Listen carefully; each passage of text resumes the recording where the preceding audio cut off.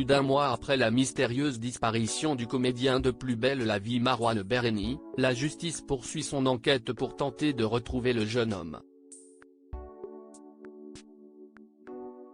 Les recherches se poursuivent.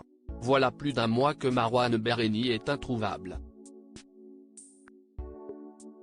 Dans la nuit du 3 août dernier, une femme de 38 ans a été violemment percutée aux abords d'une discothèque à la sortie de Mâcon, en Saône-et-Loire, par le 4x4 de location au nom du célèbre comédien de Plus belle la vie.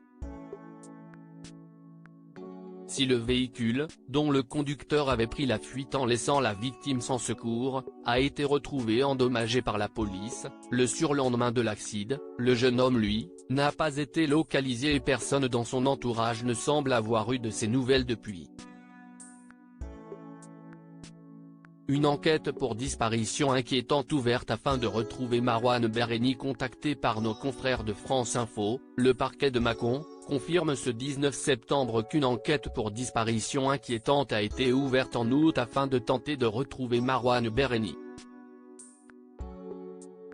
La procureure chargée du dossier précisait d'ailleurs dans les colonnes du Parisien il y a quelques jours qu'il s'agissait de la seule instruction dans laquelle le comédien de 34 ans soit nommément concerné. En effet, une seconde enquête avait été ouverte contre X du chef de blessures involontaires ayant entraîné une hit de moins de 3 mois avec délit de fuite, rappelle le site de la radio publique, mais rien n'y n'indique à cette heure que l'acteur était réellement au volant de son 4x4 lors de l'accident.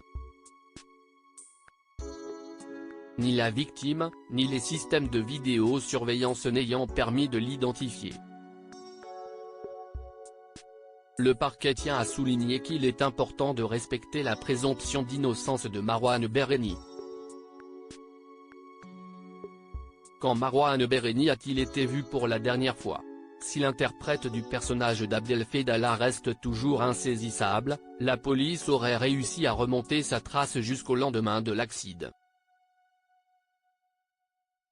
Marouane Berreni aurait effectivement été géolocalisé au 400, la boîte de nuit près de Mâcon, durant une demi-heure le 3 août au soir.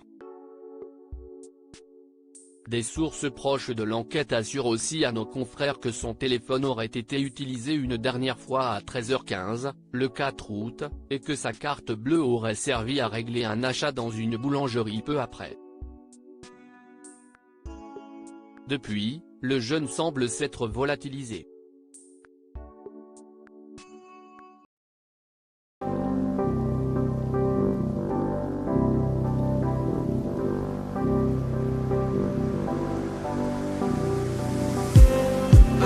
Just